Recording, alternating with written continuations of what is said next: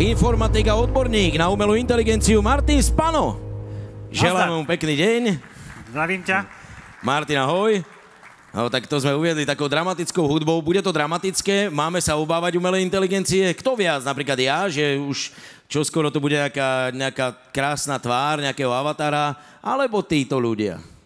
Akože títo ľudia sú v pohode, ale tak na budúce už neviem, či sa vidíme my dvaja. Ja, že ty neprídeš? No tak to je pochopiteľné.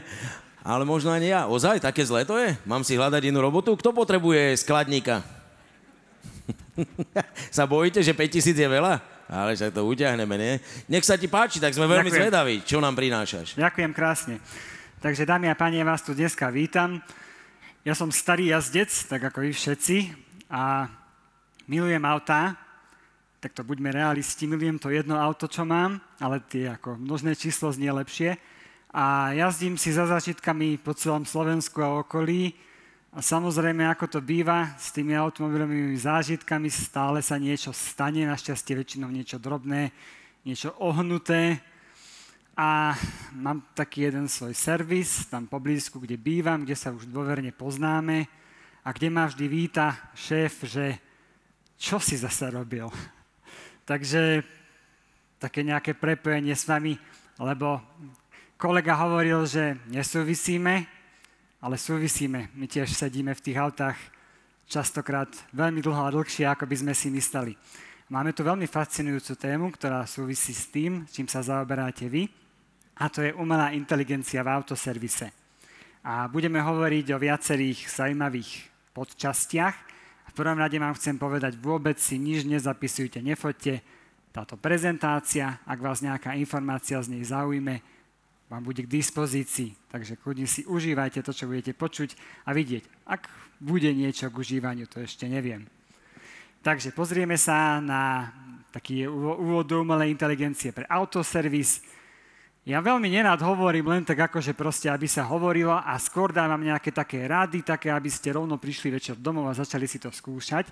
A preto som drvivú väčšinu mojej prezentácie spravil proste takú praktickú. Ukážem vám najlepšie nástroje umelej inteligencie pre autoservis, čo prídete domov a rovno si začnete skúšať. Povieme si o nejakých víziách, to znamená, čo nás už čaká v najbližšom období, čo ešte by som vám neodporúčal. Na druhej strane sledujte. A zároveň nie je všetko ružové, takže s chladnou hlavou si pozrieme aj business aspekty AI pre autoservis a dáme si nejaké tie odporúčania. Ale predtým, ako začneme, tak si sadnem. No, vy si sedíte, tak čo už? Sedí sa vám dobre? Myslím, že hej. Predstavte si, že by ste nemohli sedieť. Predstavte si, že by ste museli cestovať po ležiačky. Že by ste museli jesť po klačiačky.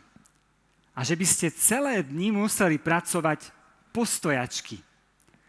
Pretože to je presne to, čo robí človek, ktorý sa najviac zaslúžil o to, že máme súčasnú umelú inteligenciu, Geoffrey Hinton, takzvaný krstný otec umelej inteligencie.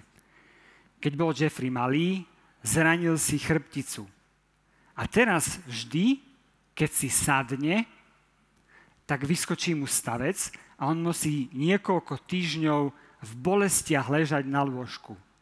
Tak v roku 2005 prestal sedieť. A tak, ako som vám to naznačil, robí tie činnosti v iných polohách. Takže keď sa vám na budúce niekto bude sťažovať, ako proste má nepriaznivý osud, kvôli ktorému nič nezmôže a nedokáže, povedzte mu Geoffreyho príbeh.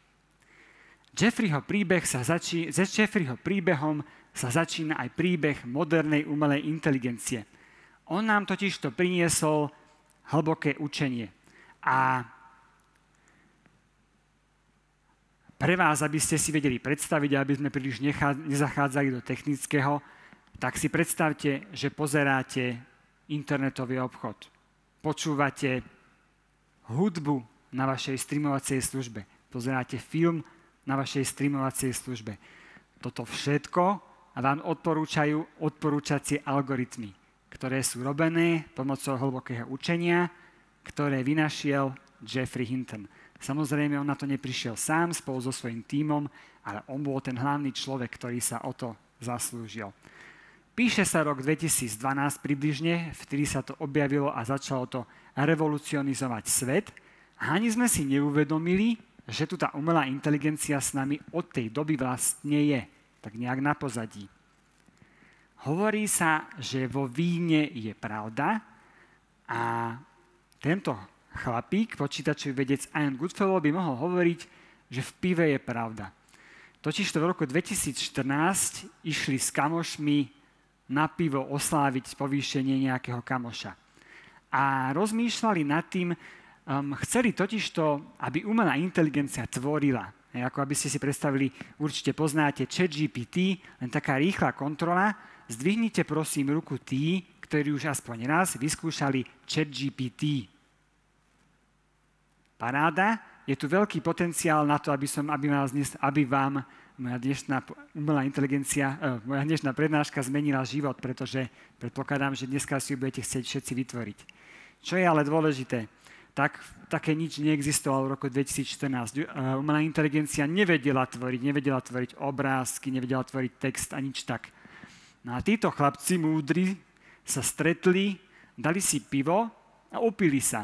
A tento Ian Goodfellow, to sú presné zápisky jeho, ako to prebiehalo, prišiel domov opitý z niekoľkých pív a priateľka spala, takže spoločný večer nebol žiadny, tak sa rozhodol venovať počítaču, keď priateľka nemá čas. A počas tejto noci, z toho, čo sa rozprávali pri tom pive, prišiel na to, ako by mohli počítače tvoriť. Volá sa to tzv. Generatívne kontraindikatórne siete, nie je dôležité, má to skratku GAN. Dôležité je len to, že vďaka tomu vlastne funguje, napríklad, ak ste videli, tiež taká kontrolná otázka, videli ste fotku pápeža v bunde Balenciaga? To bolo také virálna fotka niekedy v marci, to išlo v apríli, to tiež vytvorila umelá inteligencia, samozrejme pápež by si Balenciagu nikdy nedal.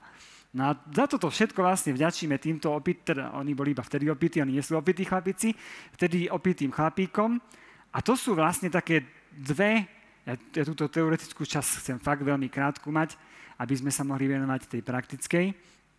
Tak toto sú také dve veci, ktoré sú tak z tej teórie na zapamätanie. Je to práve hlboké učenie, ktoré tu máme od roku 2012. Určite aj vy, keď proste hľadáte nejaké automobilové súčiastky, nákupy a tak vám odporúča, alebo to, čo vidíte v tom feede toho internetového obchodu, vám odporúča umelá inteligencia pomocou hlbokého učenia.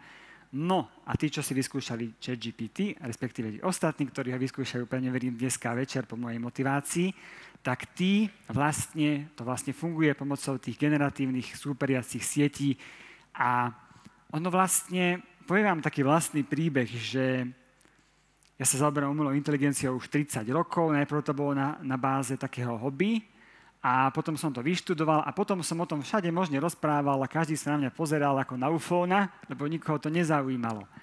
A všetko sa to zmenilo v decembri minulého roka, keď prišiel ChatGPT a odvtedy sa začal úplne všade rozprávať. A prečo? To sa dozviete práve v tej druhej časti, pretože to prináša veľké veci.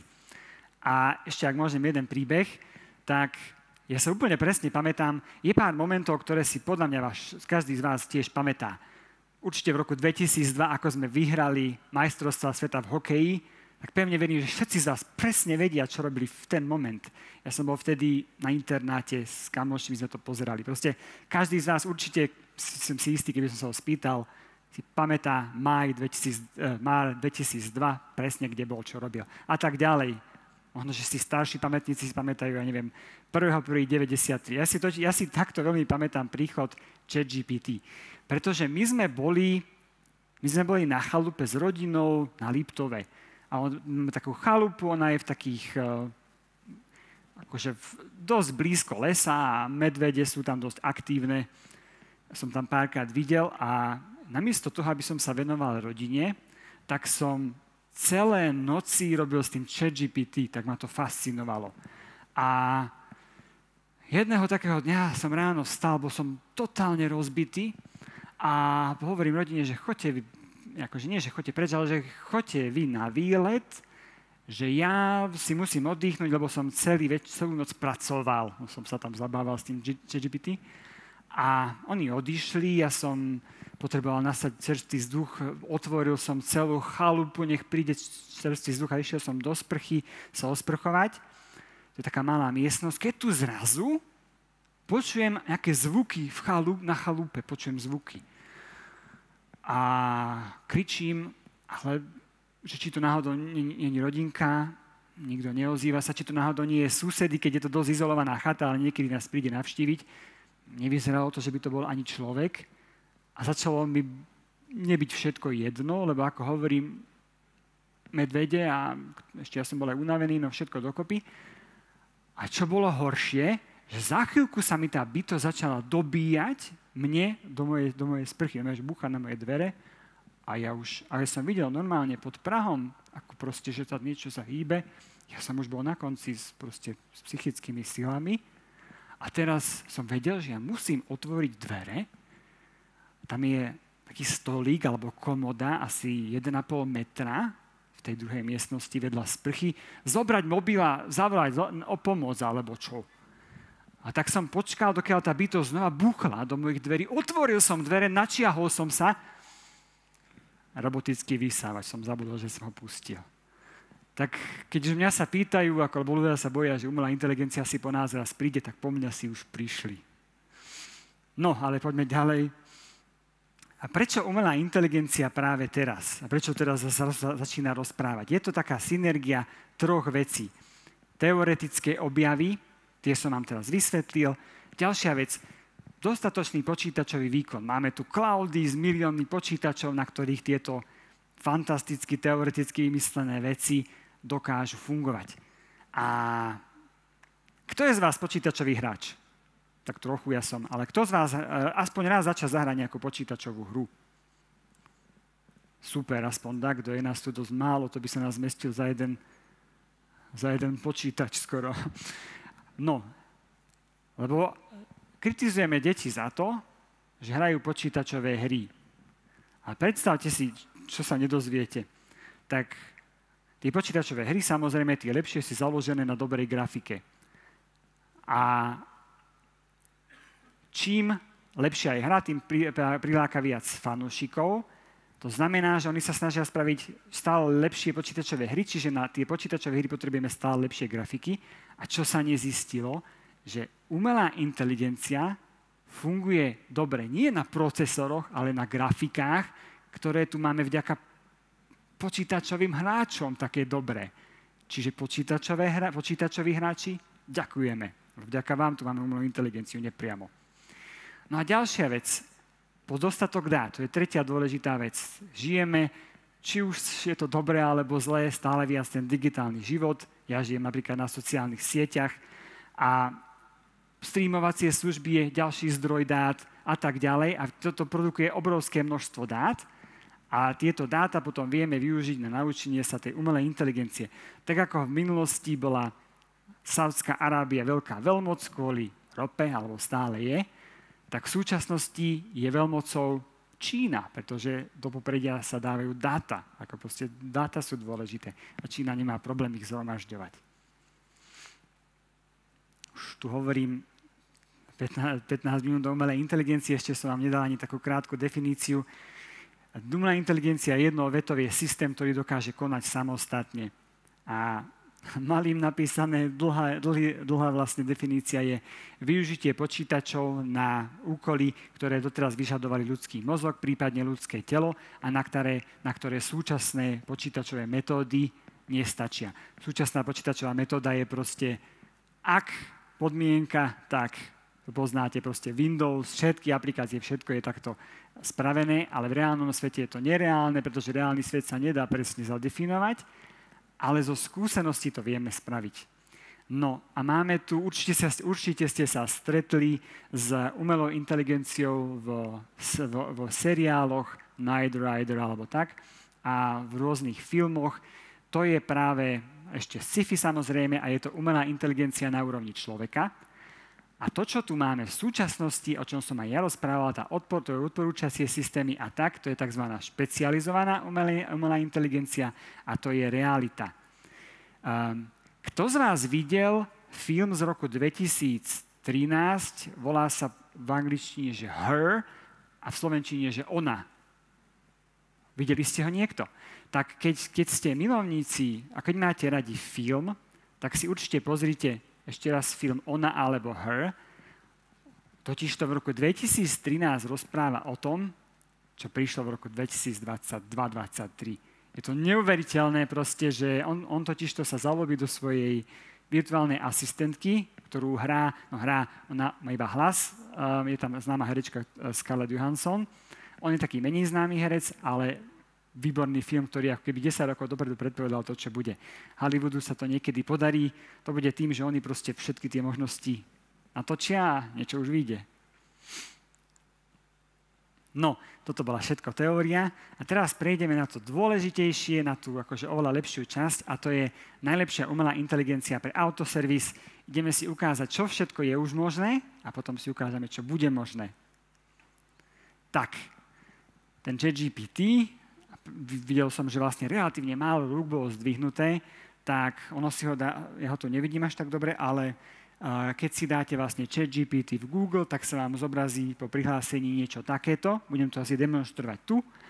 A tuto môžete položiť úplne hociakú otázku. Ja vám budem ukazovať na ďalších slajdoch aj presne konkrétne otázky. Ja sa opýtam naozaj čokoľvek, vám poviem. A on má konkurentov, a to sú Bard a Claude. Spolu sa to, alebo ja to spolu nazývam, že LLMK, z angličtiny Large Language Models. A dá sa s tým proste rozprávať o hocičom. Berte to ako experta na čokoľvek. Ale poďme na ten servis, čo budeme rozprávať iba tak. Tak, napríklad riešenie problémov v servise. LLM môže byť využitá na získanie riešení pre také typické problémy, ktoré sa vyskytujú pri opravách vozidiel a s ktorými sa mechanici často stretávajú.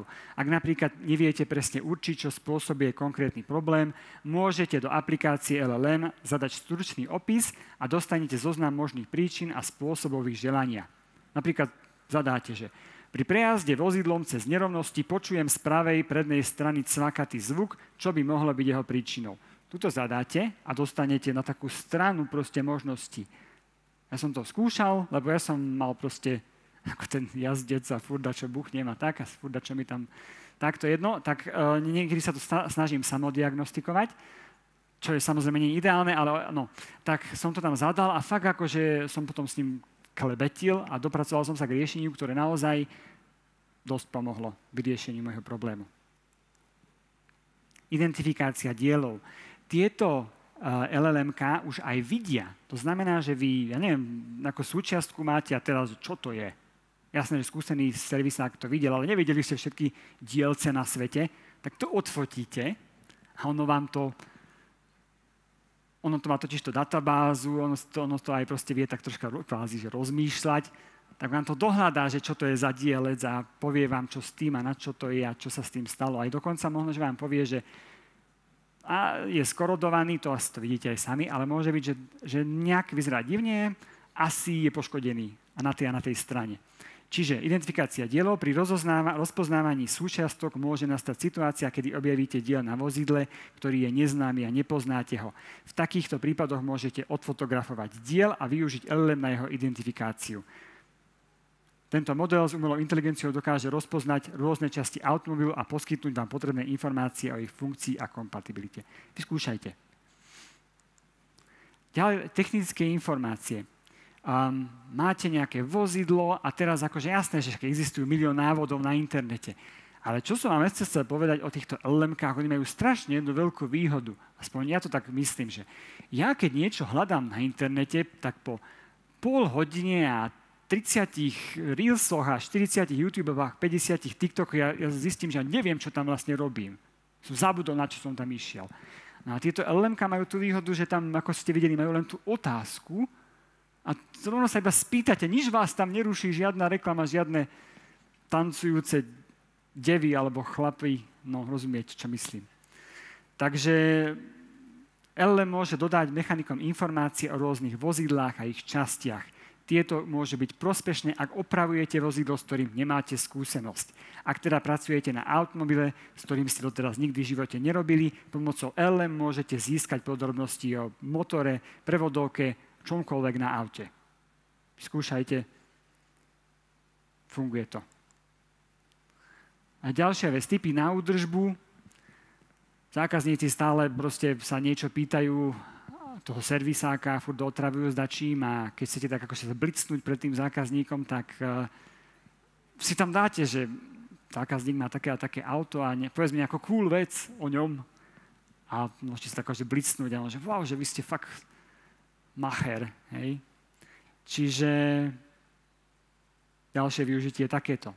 V neposlednom rade, to je extrémne dôležité pre vás, dokáže to robiť kalkuláciu, čo je v podstate dosť taká akože ja viem, je to dosť náročná záležitosť, časovo skôr myslím, aj niekedy aj tak, že čo sa týka tých doplňaní tých informácií, takže LM-ko, ak mu dáte dostatočné informácie, tak vám normálne vypočíta kalkuláciu, aj napíše presne prečo tú kalkuláciu spravil. A toto sú také obecné teraz pravidlá, toto bolo pre autoservis, ale teraz také obecné, že ako to vlastne funguje v tom LLM-ku. Alebo ešte vlastne jedna vec, samozrejme, všetky tieto veci, ktoré vám budem ukazovať, sa samozrejme na servis hodia, ale nie len akože na tú časť akože údržbu, alebo na tých pracovníkov servisu, alebo na tú manuálnu, ale aj akože proste na tú administráciu vášho servisu. Napríklad dokáže to automaticky tvoriť e-maily, hej, že chcete zákazník sa mi sťažuje na náš servis, čo mu mám odpovedať. A nechcem mu odpovedať ja, lebo by som mu asi naspäť vynadal poriadne, lebo proste spravil chybu on. Tak prevezme to za vás to LLM-ko a odpovie mu, ako by ste to vy nespravili, lebo máte to v sebe. Že, No, takže tak. No a tie také všeobecné pravidlá. Ja vlastne školím o týchto veciach, to by bolo nad rámec dnešných 45 minút, ale také obecné pravidlá je, že čím lepšie sa naučíte sa pokladať potom tie otázky, tým lepšie vám to odpovedá. To znamená, že ja som vám hovoril síce, že jedna veta, ale ja napríklad opisujem svoje problémy niekedy aj A5-kou. Celé to tam napíšem, čo mám za vec a ono mi to potom začne dávať rady. A keď si neviete v takej úvodnej, ako na začiatku predsa nemáte s tým skúsenosti, tak keď neviete, čo si poradiť, tak napíšte, čo myslíte a potom dodajte túto vetu. Predtým, ako začneš, spýtaj sa ma na všetky otázky, na ktoré potrebuješ odpoveď, aby si mi pomohol čo najlepšie vyriešiť môj problém. A potom sa to otočí, že nemusíte vy vymýšľať, ale on sa začne pýtať, že a čo to je za auto? A koľko tom? A rozumiete všetko, čo potrebuje vedieť, namiesto toho, aby ste si museli držať v hlave. Nepoužívajte to na faktografiu, to znamená, že to skôr dostaneme sa k tomu výroba materiálov a pri školeniach pre nových zamestnancov, tak keď budete potrebovať nejaké presné dátumy, ja neviem, že kedy bol vydaný Mitsubishi Outlander alebo Lexus alebo hocičo, to není úplne ideálne, to radšej si pozrite na internete z oficiálnych správ, hej, aby ste, lebo občas si to vymýšľa. To, aby som takto povedal, že tieto veci sú super na také rozmýšľanie, na majstrovstvo slova, ale majú taký jeden problém práve pri tej faktografii, za to je to zvýraznené, zvykričníkované, že nepoužívajte na faktografiu, pretože ono si to vymýšľa. A keď ste ako mladší, možno aj teraz, ale ja keď som ako mladší chodil do krčmy, tak tam bol jeden týpek, ktorý všetko vedel úplne, hej, ako na všetko vedel vždy odpovedať. A keď som ho stretol prvýkrát, tak si hovorím, wow, toto je sveta znalý. A keď som ho stretol 10-krát a zase mi na všetko odpovedal a potom som následne zistil, že on mi vlastne tára blúdy, tak vlastne som zistil, že to je iba taký tárajko. No a problém je, že vlastne taký dedinský táraj je občas aj toto LLM-ko pri tých faktografiách, že nie, že by vám povedal, že nevie, on sa tvári múdry a rozpráva hlúposti, hej, takže pozor na také dátumy a také veci. Veľmi výborné je použiť formulku, že vysvetlí mi, ako funguje bla bla bla čokoľvek, ako keby som bol malé dieťa, lebo potom vám to nevysvetľuje, ako keby ste boli odborník, ale normálne, že extrémne jednoduchým jazykom, ktorý pochopí úplne každý. Výborná vec. A ďalšia vec, že momentálne je extrémne veľa toho na internete, samé materiály všade, samé články, YouTube videá a namiesto toho, aby ste to všetko študovali, tak môžete pomocou týchto LLM-iek si urobiť sumár tých vecí, hej, že máte 3-hodinové video o tom, čo vás zaujíma, povedzme aj v cudzom jazyku, v angličtine, a namiesto toho, aby ste to video proste celé videli, napíš dôležitých 5 bodov z tohto videa. Ono vám to spraví z toho videa výcuc. Alebo z článku. No, teraz už odchádzame od LLM k ďalším nástrojom, pretože LLM nie je jediné, čo umelá inteligencia v súčasnosti pre vás poskytuje, ako pre autoservisy. Druhá fascinujúca vec je, že komunikácia s manuálmi. Tak máte teraz akože nejaký problém a ani to LLM-ko vám nedalo dobrú odpoveď, tak potom samozrejme servisák hľadá v manuáloch, alebo tak keď už si nevie pomôcť, ešte sa spýta, bože, ja sa tu tvarím ako servisák múdrejší, ako vy viete úplne lepšie, proste, takže ja iba tak, no. A chcete to dohľadať v manuáli, tak namiesto toho, aby ste to listovali, tak dáte si ten manuál v podobe ChatGPT do nástroja, v podobe PDF do nástroja Chat PDF, tam ho uploadnete a potom sa môžete toho PDF-ka pýtať, ako keby to bol človek. Hej, že on nám odpovie z toho PDF-ka, kde sa to nachádza, že ako sa ovláda to a kde nájdem v aute to a to. On vám to odpovie. Ako keby to nebolo PDF-ko, ale človek.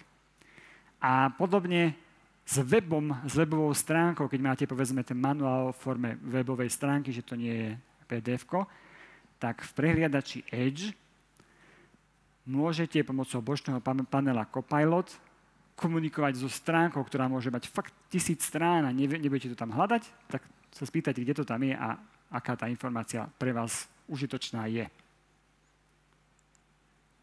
Teraz sa dostávame takým veciam, ako som hovoril, beh toho vášho servisu, že napríklad, keď máte nejaký meeting, alebo máte nejaké video všeobecne, alebo nejaké audio a chcete z neho spraviť prepis do textu, tak tento nástroj vám spraví prepis akéhokoľvek videa alebo proste audia do textu. Je to vhodné na tie, hovoríme, meeting notes, ale čo je úplne fascinujúce, že tieto nástroje obvykle stoja 10 eur za hodinu prepisu. Takže keď máte 3-hodinové video, tak 30 eur. Ale tento nástroj, čo je fascinujúce, úplne zadarmo, to je neuveriteľné, lenže tým, že je zadarmo, býva často preťažený a preto ho používajte vtedy, keď Američania spia, čiže 6 až 9 stredoeurópskeho času, vtedy veľmi rýchlo prepisuje to video. Potom, toto možno, že poznáte, zdvihnite ruku, kto pozná DeepL. Super, paráda. No teda 5 ľudí. Toto je najlepší prekladač. Keď máte zahraničných partnerov, kľudne píšte všetko po slovensky a tomuto prekladaču, ak to dáte, tak on vám to preloží mnohonásobne lepšie ako Google prekladač. A čo je ďalšia fascinujúca jeho vec. Máte nejaký materiál, ktorý je vo forme PDF-ka alebo dokumentu prezentácie, a vy by ste chceli, aby to zachovalo ten formát, ktorý vidíte, lebo však text môžete skopírovať a ono vám to preloží. Ale vy tam dáte normálne, že PDF-ko, ono vám to preloží všetky texty, ale zachová formát toho PDF-ka, všade dostanú tie diagramy a také veci. To je úplne úžasné.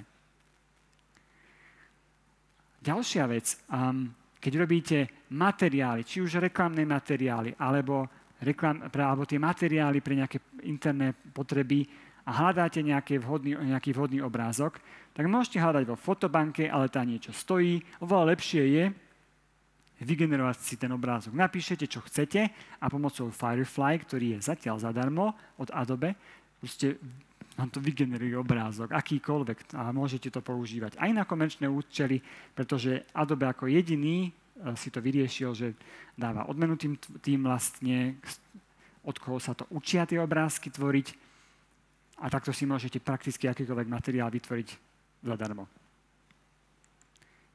Teraz sa dostávame vlastne k tým veciam, že príjmate nových zamestnancov a teraz, jasné, postaram sa to robiť tak, že mu všetko vysvetlíte. Ale čo keby ste si predpripravili napríklad video alebo videá, ktorý mu celý ten proces jeho príjmania zjednodušia. Teda vám zjednodušia to, že nemusíte ho voziť po tej firme a tak. No a to sa dá robiť práve pomocou tých materiálov, ktoré vám predstavím na nasledujúcich slajdoch. Prvý je Hagen, alebo Hagen, neviem, ako sa to vyslovuje. Zostaneme pri tom slovenskom, že Heigen. A hovoriaci avatar. Jednoducho, vy nahráte pár minút videa a ono to z vás vytvorí akože avatara a potom už zadáte len, že text a nemusíte to hovoriť nič do kamery a bude to vyzerať, ako keby ste to vyhovorili do kamery vašim hlasom, vašou podobou.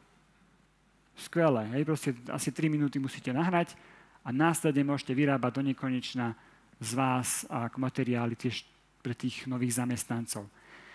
Keď máte napríklad zahraničné pobočky, ľudí v zahraničí, vytvoríte materiál iba v jednom jazyku a tento Heigen poskytuje preklady videa, no tak ho preložíte do cudzích jazykov, to video, pomocou toho prekladu. A pomocou Eleven Labs, keď potrebujete váš hlas z nejakých príčin a nechce sa vám stále hovoriť, tak naklonujete si svoj hlas a potom už iba píšete text a vašim hlasom to ono hovorí. Hej? Čiže Eleven Labs to dokáže za vás. Potom, to sú také drobnejšie, ale stále veľmi fascinujúce a praktické veci pre servisy tiež, že chcete vytvoriť nejaké materiály a nebudete nakupovať kvôli tomu, keď je to povedzme jednorázová záležitosť, profesionálny mikrofón a neviem čo. Kľudne to natočte podľa možností čo na najlepší mikrofón alebo proste kľudne aj na mobil a hoďte potom zvukovú stopu sem a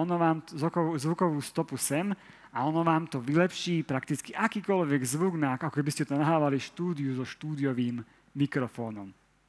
Skúšajte. Ja napríklad používam veľmi Enhance, pretože nemám profesionálny mikrofón, na čo? To vylepší tak, ako keby ste to nahrávali v štúdiu. No a toto je taká fascinujúca úplne záležitosť, skôr ako sci-fi, že jasné, že nie je každý... Takto, ja akože nemám problémy takto vystupovať. Nemám problémy, keď sa ma niekto niečo spýta, ani na verejnosti úplne prirodzene. Ale ako náhle sa mám naučiť 2 vety v súvisle, že naučiť, čo mi niekto povie, ja to proste neviem. Ja sa neviem naučiť 2 vety. Hej? No a na toto nám presne pomáha umelá inteligencia, že eye contact sa to volá. Kľudne sa môžem, takže tu je kamera, a kľudne sa môžem pozerať na text a čítať ho a postprodukčne ho táto vecička prerobí tak, že ja sa pozerám na kameru s očami. Voda. Toto bolo všetko, čo už je. PDF-ko bude k dispozícii, takže tam si to potom všetko copy-paste do Google skúšate. Teraz si ideme pozrieť o takých nejakých víziách pre autoservis. To znamená, že sú to veci, ktoré už sú tu, ale ešte nie sú také, že by som rovno odporúčal, že večer choďte na to. Prvá je, že chatbot ako prijímací technik. Pretože LLM-ka dokážu asistovať zákazníkom pri plánovaní stretnutí, odpovedať na časté otázky a poskytovať aktuálne informácie o stave oprav. Tento prístup samozrejme výrazne zvyšuje spokojnosť zákazníkov a uvoľňuje pracovníkov, ktorí sa môžu venovať niečomu inému. Čo je dôležité poznamenať, že toto je také, že naozaj počkať pár mesiacov a bude to realita. Už aj teraz to je realita, ale je to krkolomné a vybili by ste si na tom zuby. Ja som si na tom teda vybil zuby. A tu vlastne aj popisujem taký krátky postup, ako sa to dá. Dá sa to pomocou, ten ChatGPT vyrobila firma OpenAI a oni majú také tzv. API. A namiesto toho, aby ste tam videli proste to prostredie toho ChatGPT, tak môžete mať váš vlastný, proste s vašim autoservisom, v prípade s vašou firmou a tam sa zákazníci môžu, normálne váš brand, všetko, tam sa môžu pýtať čokoľvek a na pozadí to bude mať práve ten chatbot a na pozadí sa bude všetko odohrávať a späť sa dostane odpoveď. Keby ste mali záujem, tak kľudne ma kontaktujte, vysvetlím vám podrobnosti. Druhá možnosť je, že si vytvoríte vlastný model, to už naozaj treba kontaktovať, lebo to je o mnoho zložitejšie. Dá sa použiť open source model, odporúčam Llamu, to je od Facebooku, od Mety, už sa volajú inak, od Mety a na tom sa dá stavať a ten vlastne má výhodu, ten vlastný model taký, že vaše informácie neodchádzajú do OpenAI, ale tzv. On-premise zostávajú u vás. Toto, keby ste mali záujem, tak vašim ajťákom ukážte, oni tomu rozumejú. Hej. Ďalšie také veci, ktoré sú jasné, že sa to už dá aj teraz, využíva sa to, ale hovorím. Prediktívna údržba. Umelá inteligencia je schopná vyhodnocovať informácie z rôznych senzorov a zariadení s cieľom identifikovať časté známky opotrebenia a tento proces umožňuje naplánovať preventívnu údržbu skôr, než vzniknú nejaká závažná porucha a výsledkom je potenciálne znižovanie výdavkov spojených s opravami. Diagnostická pomoc. Podobne tieto senzory, keď sa napoja umelá inteligencia na základe historických dát, na základe toho, čo má v hlave, by som tak povedal, tak vie identifikovať a zrýchliť tú diagnostiku, zrýchliť vlastne pomoc pri tom, čo je vlastne problém. Riadenie zásob. AI môže byť nápomocná už v krátkej budúcnosti pri riadení skladových zásob, už teraz sa to tiež využíva. Tým, že predpovedá takú potrebu náhrady dielov z potrebného materiálu a automatického procesu objednávania. Zníži sa tým plytvanie a zefektívni sa ten vlastne aj pohyb na tom sklade. No a kontrola kvality. Umelá inteligencia má schopnosť analyzovať kontrolu na zistenie vzorov, predvídať potenciálne problémy skôr, než dosiahnu väčšiu závažnosť a zlepší sa kvalita, spokojnosť, zníži sa riziko, ktoré vlastne utrženia nejakého problému pre vás. Toto boli tak skôr vízie. No a ako som hovoril, tak v tejto takej skoro poslednej časti by som chcel ešte upozorniť na niektoré také veci. Nie je všetko iba rúžové, takže poďme sa pozrieť na business aspekty AI, tak som to nazval. Kľudne by sa to po slovensky mohol nazvať, že pozor na tieto veci. V prvom rade nie je to len hype, lebo ak sa pamätáte, pred takým rokom a pol tu bol strašne veľký hype s metaverzom, NFTčkami a, prepáčte za výraz, ale s podobnými nezmyslami. A neskončí táto umelá inteligencia rovnako ako Web3, tieto veci, tak v prvom rade tieto AI nástroje sú užitočné už v súčasnej ekonomike, vo vašej ekonomike, vo vašej firme, namiesto toho, aby si vymýšľali nejaké virtuálne potreby, ktoré ešte nevieme, či chceme. Čiže nie. Druhá vec sú oproti vytvoreniu NFTčok a neviem, virtuálnych mien oveľa jednoduchšie na použitie a integráciu. Napríklad naozaj ten chatbot otvoríte a hovoríte s jazykom. Nie, neskončí to. Takto nie je to hype. Druhá vec. Nestane sa, že pár firiem mocných bude kontrolovať túto oblasť. No, momentálne sú tieto nástroje lacné, minimálne z firemného hľadiska, alebo sú zadarmo. V budúcnosti môže nastať zdraženie, na druhej strane príde konkurencia, už aj teraz je dosť veľa, a modely budú stále lepšie, takže budú prinášať stále vyššie ekonomické benefity, ktoré budú odôvodňovať tú zvýšenú cenu, takže to je tiež v pohode. Ďalej, treba určite dávať pozor na oblasť regulácie. Podobne ako teraz dávate pozor na GDPR, tak plánuje sa EU AI Act. No ono to bolo tak, že on to už dávno mal byť, ale on už bol v procese, už pár rokov. Ale prišli práve tieto LLM-ka a úplne rozbili celý koncept toho EU AI Actu, takže sa musel prepracovať. A mnoho ľudí sa obáva, že tieto nástroje budú zakázané, pretože sa objavilo napríklad v médiách taká správa, že Taliansko zakázalo ChatGPT. Ale už v médiách sa vôbec skoro neobjavila správa, že za pár dní ho znovu povolilo. To už nikoho nezaujíma. Hej? Takže žiadna zákaz určite nepríde, regulácia príde. Ak vy budete dodržiavať absolútne bez problémov, to bude pre vás. No a tým sa dostávame vlastne k poslednému slajdu. A teším sa potom na otázky, ktoré prípadne pribudli na slajde, prípadne aj tuto veľmi rád, keď sa ma spýtate.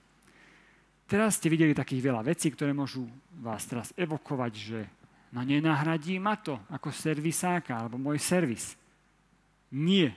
Keď si z tohto vlastne mojej prednášky jedinú jednu vetu zapamätáte, tak prosím, to bude táto veta. Umelá inteligencia vás nenahradí. Ale pozor, má to pod sebou také, ako keby pozor, nahradia vás ľudia a servisy, ktoré ju budú používať. Pretože keď ste si všimli a keď to vyskúšate, tieto veci, tak človek, ktorý to bude používať, servisy, ktoré to budú používať, dramaticky narastie produktivita a tie menej efektívne alebo tie, ktoré nepoužívajú tie nástroje, môže vytlačiť z trhu. Takže berte AI nie ako hrozbu, ale ako príležitosť byť na tej správnej strane histórie. A používajte ju, kde sa dá. No a keďže máme posledných 5 minút, ďakujem veľmi pekne a teším sa na vaše otázky. Ako ste videli a hlavne počuli, tak samozrejme, v tom ITčkárskom svete je obrovský rozdiel medzi spamom a spanom. No už niekedy ma volajú, že spamo, lebo na tých sieťach som už veľmi často, vtedy sa na pár dní stiahnem, aby to zmizlo. Ja, že ťa dávajú aj do spamu, to by bola obrovská chyba, práve naopak. Verím, že bude príležitosť na to, aby s tebou ľudia mohli aj pohovoriť. Dokonca máme jednu otázku, ale vy ďalší sa môžete tým inšpirovať a ešte sa opýtať, no jasné. Takže ideme. Pozri. Bude ChatGPT súčasťou vybavenia automobilu? A pevne verím, že áno, zatiaľ ešte nie je. Ja by som to prirovnal k tomu, ako navigácie na Androide alebo iOS sú tie najlepšie na svete a napriek tomu si mnohé automobilky robia vlastný navigačný systém, to je proste katastrofa. No, čiže vlastne takisto, nebudem menovať, každý vie, majú automobilky svoje vlastné Laury a neviem, aké iné virtuálne asistentky, namiesto toho, aby nasadili takýto nejaký univerzálny systém a fungovalo by to parádne. Ale ja ti poviem, v čom je to dobré, lebo napríklad je jedna firma, ktorú kúpili Číňania, automobilka silná a oni majú tak zlú navigáciu, že vlastne ťa to prevedie lesnými cestami a spoznáš úplne iné trasy. Tam vôbec nejde o to, kde budeš najskôr. Máš školský systém... Takto som nad tým nerozmýšľal. No vidíš, ešte zmysel na pozadí budúceho vývoja AI? Jednoznačne áno, ale nie v súčasnom ponímaní. Pretože keď si zoberiete pred 150 rokmi, ako vyzeralo auto. To bol taký ten tragač, alebo čo to bolo vlastne, a na auto sa to nepodobalo. A keď sa pozriete na parkovisku, tak to vyzerá moderné auto. Ako vyzeral počítač pred 150 rokmi? To boli nejaké tie, akože ktorý počítač skoro ani nebol, ale bolo to také niečo drevené, ktoré malo paru a neviem čo. A ako vyzerá teraz počítač? No napríklad tak, ako počítač je aj váš mobil. A keď sa pozriete na školský systém pred 150 rokmi, tak uvidíte. Učiteľ presne takto. Stojí takto pred triedou. Školský systém v súčasnosti, učiteľ stojí pred triedou. Tak tam sa nezmenilo úplne nič. Áno, áno. Teraz rozmýšľam nad tým, čo sa teraz pomení v našom školstve, uvidíme. Budú v AI školenia na opravu vozidiel, teda presné návody na opravu pre učňov alebo začínajúcich mechanikov? Pevne verím, že áno. Treba to takto vysvetliť, že ten ChatGPT a tieto LLM-ká sú také všeobecné a akože oni sa naučili všetko, ale nie do hĺbky. A teraz práve na základe toho pevne verím, že budú vznikať takzvané podsystémy, napríklad AutoGPT, alebo proste, to si iba vymýšľam. Totižto, tak by som to povedal, že aj ten robot je len človek, keď to tak mám povedať, a on má tiež iba svoju hlavu pomyselne a zmestí sa mu do nej len určité množstvo vedomostí. No a keď od neho budeme chcieť celý svet vedomostí, tak sa zmestí určitá veľkosť, ale keď iba automobilové vedomosti budeme chcieť od neho, tak môže ísť oveľa viac tej svojej hlave do hĺbky. Máme tu otázku od Jana. Ako reagovať na to, že umelá inteligencia má tendenciu vymýšľať si odpovede, keď nepozná tú správnu? A tam asi aj rozdiel v tom, akú verziu máš umelej inteligencie, lebo keď máš tú, ktorá je platená, ktorá je akože najkvalitnejšia a najlepšia, tak tá aj si menej vymýšľa a reaguje inak, ako dajme tomu tá bezplatná. Kolega má skúsenosti, to sa mi ľúbi. No, a to je veľmi správne. Druhá vec je ešte stále mať nad tým dohľad a nespoliehať sa na 100%, že tu mi ChatGPT napísal, že ti má vymontovať túto súčiastku, tak to zasa nie. A proste stále je tam dôležitý ľudský dohľad. Dobre, a možno, že to bola posledná otázka. Ľudský si hovoril, hej? Ľudský. Ja som rozumel ruský, takže musíš pre istotu to vysloviť. Dobre. Toto je citlivé, pozor. No veď práve preto. Fajn. Ďakujeme veľmi pekne, aj časovo sme úplne OK. Martin, myslím, že to bolo mimoriadne vyčerpávajúce. Ešte jednu vetu, počkaj. Dobre. Ak môžem teda. Sorry, že ťa takto prerušujem. Keby vás hocičo napadlo, keď budete skúšať doma tie nástroje, ako hovorím, žijem na tých sociálnych sieťach, primerane na LinkedIne a Instagrame, napíšte mi. Rád vám odpoviem. A žiješ vo Viedni ináč, nielen na sociálnych sieťach. Áno, vo Viedni a na sociálnych sieťach. Čiže keď pôjdete náhodou cez Viedeň... Ja tam nebudem, ja som furt kde v lese, alebo tak, akože ja chodím... Lebo máš tú navigáciu z auta, vieš, keby si mal normálnu, tak si chodíš po meste. Ďakujeme pekne, že si s nami. Ostaneš celý čas? Nie, mám už ďalšiu prednášku, vo vedľajšom hoteli, pochopil som. Áno, ďakujeme ale za to, že si prišiel medzi nás. Martin Spano sa s nami lúči, informatik a odborník na umelú inteligenciu. Ďakujem. Odchádza za vášho potlesku, pretože si ho zaslúži. A verím, že vás inšpiroval a patrične aj možno, že nakopol k tomu, aby ste ozaj dobre zareagovali na trendy, ktoré si nesmiete nechať ujsť, aby ste boli naďalej úspešní.